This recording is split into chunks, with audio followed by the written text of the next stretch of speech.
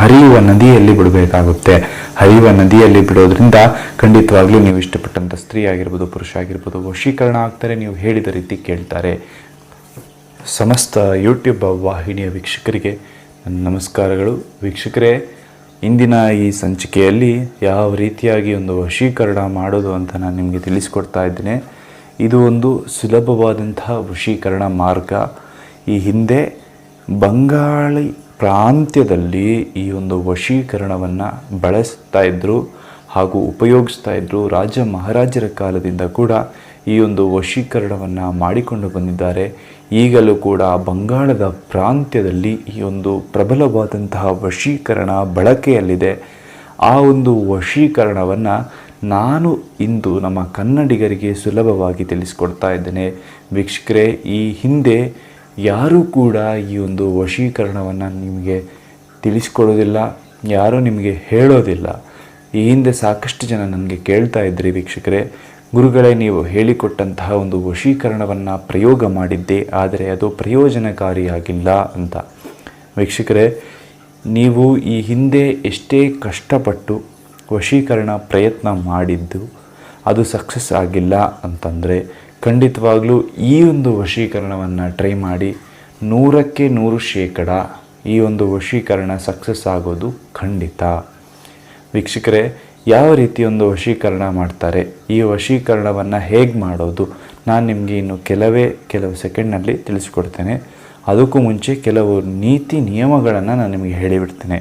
ವೀಕ್ಷಕರೇ, ವಶೀಕರಣ ಅನ್ನೋದು ತುಂಬ ಒಳ್ಳೆಯದ್ದು, ಅದು ಕೆಟ್ಟದ್ದಲ್ಲ. ಅದು ಯಾವುದೋ ಒಂದು ವಾಮಾಚಾರ ಆಗಿರ್ಬೋದು, ಮಾಟ ಆಗಿರ್ಬೋದು, ಅಥವಾ ಒಂದು ಭೂತ ಪ್ರೇತ ಅದರ ಪ್ರಯೋಗವಾಗಿರ್ಬೋದು, ಖಂಡಿತವಾಗಿಯೂ ಅಲ್ಲ. ವೀಕ್ಷಕರೇ, ಇದು ಒಂದು ಶುದ್ಧವಾದಂತಹ ಒಂದು ಪೂಜೆ. ಇದು ತುಂಬ ಒಳ್ಳೆಯದ್ದು. ಯಾರಾದರೂ ಸಂಸಾರದಲ್ಲಿ ನೋವನ್ನು ಪಡ್ತಾ ಇದ್ದರೆ, ತಮ್ಮ ಗಂಡ ತಮ್ಮ ಹೆಂಡತಿ ತಮ್ಮಿಂದ ದೂರವಾಗಿದ್ದರೆ, ತಾವು ಪ್ರೀತಿಸಿದವರು ತಮ್ಮಿಂದ ದೂರವಾಗಿದ್ದರೆ, ಅವರನ್ನು ಮತ್ತೆ ಪಡ್ಕೊಳ್ಳೋದಕ್ಕೆ, ನಿಮ್ಮ ಪ್ರೀತಿ ನಿಜವಾಗಿದ್ದರೆ ಅದನ್ನು ಪಡೆದುಕೊಳ್ಳೋದಕ್ಕೆ ಮಾತ್ರ ಉಪಯೋಗಿಸಬೇಕಾದಂತಹ ಈ ಒಂದು ತಂತ್ರವನ್ನು ಕೆಟ್ಟ ಕೆಲಸಗಳಿಗೆ ಉಪಯೋಗಿಸೋದಕ್ಕೆ ಹೋಗಬೇಡಿ ವೀಕ್ಷಕರೇ. ಕೇವಲ ಒಳ್ಳೆಯ ಕೆಲಸಗಳಿಗೆ ಮಾತ್ರ ಇದನ್ನು ಉಪಯೋಗಿಸಿ. ಗೊತ್ತಾಯ್ತಲ್ಲ?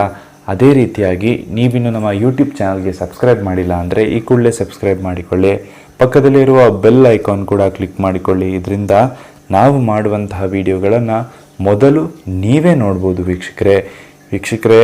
ಅದೇ ರೀತಿಯಾಗಿ ಈ ಒಂದು ವಶೀಕರಣಗಳು ನಿಮಗೆ ಮಾಡೋದಕ್ಕೆ ಗೊತ್ತಾಗಲಿಲ್ಲ ಆಯಿತು ಅಂತಂದರೆ ಖಂಡಿತವಾಗ್ಲೂ ನಮಗೆ ಕರೆ ಮಾಡ್ಬೋದು. ಯಾವ ರೀತಿ ಒಂದು ವಶೀಕರಣ ಮಾಡ್ತಾರೆ ಅಂತ ನಾನು ನಿಮಗೆ ತಿಳಿಸಿಕೊಡ್ತೇನೆ ಒಂದು ಸುಲಭ ವಿಧಾನದಲ್ಲಿ. ಹಾಗಾದರೆ ಬನ್ನಿ ವಿಡಿಯೋವನ್ನು ಪ್ರಾರಂಭಿಸೋಣ. ಮೊದಲಿಗೆ ವೀಕ್ಷಕರೇ, ಒಂದು ನಿಂಬೆಹಣ್ಣನ್ನು ತೆಗೆದುಕೊಳ್ಳಿ. ಒಂದು ಶುದ್ಧವಾದಂತಹ ನಿಂಬೆಹಣ್ಣು, ಆಗ ತಾನೇ ತಂದಂತಹ ನಿಂಬೆಹಣ್ಣನ್ನು ತೆಗೆದುಕೊಳ್ಳಿ. ಈ ರೀತಿಯಾದಂತಹ ನಿಂಬೆಹಣ್ಣನ್ನು ತೆಗೆದುಕೊಂಡು ಅದರಲ್ಲಿ ನಿಮ್ಮ ಹೆಸರನ್ನು ಬರಿಬೇಕಾಗುತ್ತೆ ವೀಕ್ಷಕರೇ. ನಿಮ್ಮ ಹೆಸರನ್ನು ಬರಿಬೇಕಾಗುತ್ತೆ. ಒಂದು ನಿಂಬೆಹಣ್ಣಿನ ಮೇಲೆ ನಿಮ್ಮ ಹೆಸರನ್ನು ಬರಿಬೇಕಾಗುತ್ತೆ.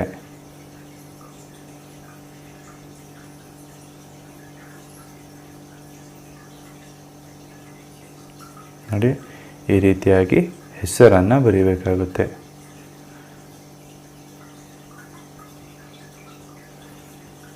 ಈ ರೀತಿಯಾಗಿ ನಿಮ್ಮ ಹೆಸರನ್ನು ಬರ್ಕೊಳ್ಳಿ.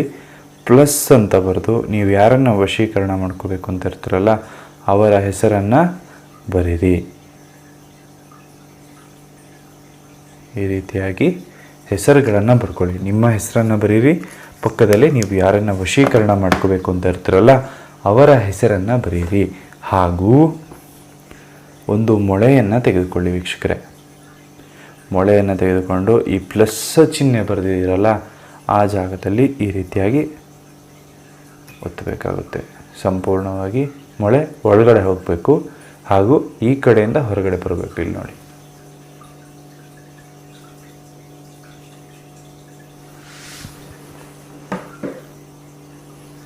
ನಾನು ನಿಮಗೆ ತೋರಿಸ್ತಾ ಇದ್ದೀನಿ. ಈ ರೀತಿಯಾಗಿ ಸಂಪೂರ್ಣವಾಗಿ ಒಳಗಡೆ ಹೋಗಿ ಈ ಕಡೆಯಿಂದ ಹೊರಗಡೆ ಬರಬೇಕು. ಈ ರೀತಿಯಾದಂತಹ ಮೊಳೆಯನ್ನೇ ತೆಗೆದುಕೊಳ್ಳಿ. ಇದು ಸುಮಾರು 2-2.5 ಇಂಚಿನ ಮೊಳೆ. ಈ ರೀತಿಯಾದಂಥ ಮೊಳೆಯನ್ನು ತೆಗೆದುಕೊಳ್ಳಿ. ಹಾಗೂ ಇನ್ನೊಂದು ಬದಿಯಿಂದ ಕೂಡ ಈ ಒಂದು ಮೊಳೆಯನ್ನು ಚುಚ್ಚಬೇಕಾಗುತ್ತೆ ವೀಕ್ಷಕರೇ. ಸಂಪೂರ್ಣವಾಗಿ ಮೊಳೆ ಒಳಗಡೆ ಹೋಗಬೇಕು. ನೋಡಿ, ಸಂಪೂರ್ಣವಾಗಿ ಒಳಗಡೆ ಹೋಗಿದೆ. ಈ ರೀತಿಯಾಗಿ 2 ಮೊಳೆಗಳನ್ನು ಮೇಲಿನ ಭಾಗ ಹಾಗೂ ಈ ಪ್ಲಸ್ ಚಿಹ್ನೆ 2 ಜಾಗದಲ್ಲೂ ಕೂಡ ಚುಚ್ಚಬೇಕಾಗುತ್ತೆ. ಈ ರೀತಿ ಚುಚ್ಚಿದ ನಂತರ ಒಂದು ಪೂಜೆಯನ್ನು ಇದಕ್ಕೆ ಮಾಡಬೇಕಾಗುತ್ತೆ ವೀಕ್ಷಕರೇ. ಈ ಒಂದು ಪೂಜೆಯನ್ನು ನೀವು ಸತತವಾಗಿ 3 ದಿನಗಳ ಕಾಲ ಮಾಡಬೇಕಾಗುತ್ತೆ. ಸತತವಾಗಿ 3 ದಿನಗಳ ಕಾಲ ಈ ಒಂದು ಪೂಜೆಯನ್ನು ಮಾಡೋದ್ರಿಂದ ನೀವು ಇಷ್ಟಪಟ್ಟಂಥ ಸ್ತ್ರೀ ಪುರುಷ ನಿಮಗೆ ವಶವಾಗ್ತಾರೆ, ನಿಮ್ಮ ವಶದಲ್ಲಿ ಬರ್ತಾರೆ. ಯಾವ ರೀತಿ ಪೂಜೆ ಮಾಡೋದು ಅಂದರೆ, ಈ ಒಂದು ಅರಸಿನ ಹಾಗೂ ಕುಂಕುಮವನ್ನು ಇದಕ್ಕೆ ಸಮರ್ಪಣೆ ಮಾಡಿಕೊಳ್ಳಿ. ಈ ರೀತಿಯಾಗಿ ಅರಸಿನ ಕುಂಕುಮವನ್ನು ಸಮರ್ಪಣೆ ಮಾಡಿಕೊಳ್ಳಿ. ಹಾಗೂ ಸಮರ್ಪಣೆ ಮಾಡಿದ ನಂತರ ಒಂದು ಬಿಳಿಯ ಹಾಳೆಯನ್ನು ತೆಗೆದುಕೊಳ್ಳಿ ವೀಕ್ಷಕರೇ. ಒಂದು ಬಿಳಿಯ ಹಾಳೆಯನ್ನು ತೆಗೆದುಕೊಂಡು ಅದರ ಮೇಲೆ ಈ ರೀತಿಯಾಗಿ ಇಟ್ಕೋಬೇಕಾಗುತ್ತೆ. ನಾನು ನಿಮಗೆ ತೋರಿಸ್ತಾ ಇದ್ದೀನಿ ಯಾವ ರೀತಿಯಾಗಿ. ಒಂದು ಬಿಳಿಯ ಹಾಳೆಯನ್ನು ತೆಗೆದುಕೊಂಡು ಅದರ ಮೇಲೆ ಈ ರೀತಿಯಾಗಿ ಇಟ್ಕೊಳ್ಳಿ, ಅರಿಶಿನ ಕುಂಕುಮ ಸಮೇತವಾಗಿ. ಸರಿಯಲ್ಲ? ಈ ರೀತಿಯಾಗಿ ಇಟ್ಟುಕೊಂಡು ಇದಕ್ಕೆ ನೀವು ಪೂಜೆಯನ್ನು ಮಾಡಬೇಕು. ಸತತವಾಗಿ 3 ದಿನಗಳ ಕಾಲ ಪೂಜೆಯನ್ನು ಮಾಡಬೇಕು. ಪೂಜೆಯನ್ನು ಮಾಡಬೇಕಾದ್ರೆ ಈ ಒಂದು ಮಂತ್ರವನ್ನು ನೀವು ಹೇಳಬೇಕು. ಓಂ ನಮೋ ಕಾಮಿನಿ ಶ್ರೀ ಕಾಮಿನಿ ವಶ್ಯಂ ಅಂತ. ಓಂ ನಮೋ ಕಾಮಿನಿ ಶ್ರೀ ಕಾಮಿನಿ ವಶ್ಯಂ ಅಂತ ಈ ಒಂದು ಮಂತ್ರವನ್ನು ನೀವು 48 ಬಾರಿ ಜಪ ಮಾಡಬೇಕಾಗುತ್ತೆ ವೀಕ್ಷಕರೇ. 48 ಬಾರಿ, ದಿನಕ್ಕೆ 3 ಬಾರಿಯಂತೆ 3 ದಿನಗಳ ಕಾಲ, ಒಟ್ಟು 9 ಸಾರಿ. ಅಂದರೆ ಇಂದು ನೀವು ಪ್ರಾರಂಭಿಸಿದ್ರೆ ಇವತ್ತು 3 ಬಾರಿ, ನಾಳೆ 3 ಬಾರಿ, ಆಚೆ ನಾಡಿದ್ದು 3 ಬಾರಿ,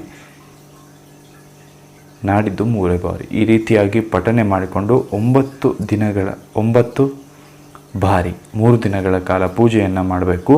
ಹಾಗೂ 2 ಅಗರಬತ್ತಿ ಪ್ಲಸ್ ಕರ್ಪೂರದ ಆರತಿಯನ್ನು ಇದಕ್ಕೆ ಬೆಳಗಬೇಕಾಗುತ್ತೆ. 3 ದಿನಗಳ ಕಾಲ, ಕೇವಲ 3 ದಿನಗಳ ಕಾಲ ಈ ಒಂದು ಪೂಜೆಯನ್ನು ಮಾಡಿ ಈ ಒಂದು ಮಂತ್ರ ಏನು ನಾನೀಗ ಹೇಳಿದ್ನಲ್ಲ, ಓಂ ನಮೋ ಕಾಮಿನಿ ಶ್ರೀ ಕಾಮಿನಿ ವಶ್ಯಂ ಅಂತ, ಈ ಮಂತ್ರವನ್ನು ಹೇಳೋದ್ರಿಂದ ಖಂಡಿತವಾಗ್ಲೂ ನೀವು ಇಷ್ಟಪಟ್ಟಂಥ ಸ್ತ್ರೀ ಆಗಿರ್ಬೋದು, ಪುರುಷ ಆಗಿರ್ಬೋದು ನಿಮಗೆ ವಶ ಆಗ್ತಾರೆ, ನಿಮ್ಮ ವಶದಲ್ಲಿ ಬರ್ತಾರೆ, ನೀವು ಹೇಳಿದ ರೀತಿ ಕೇಳ್ತಾರೆ.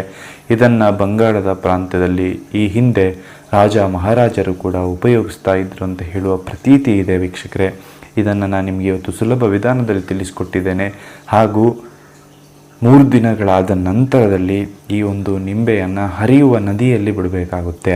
ಹರಿಯುವ ನದಿಯಲ್ಲಿ ಬಿಡೋದ್ರಿಂದ ಖಂಡಿತವಾಗ್ಲೂ ನೀವು ಇಷ್ಟಪಟ್ಟಂಥ ಸ್ತ್ರೀ ಆಗಿರ್ಬೋದು, ಪುರುಷ ಆಗಿರ್ಬೋದು ವಶೀಕರಣ ಆಗ್ತಾರೆ, ನೀವು ಹೇಳಿದ ರೀತಿ ಕೇಳ್ತಾರೆ.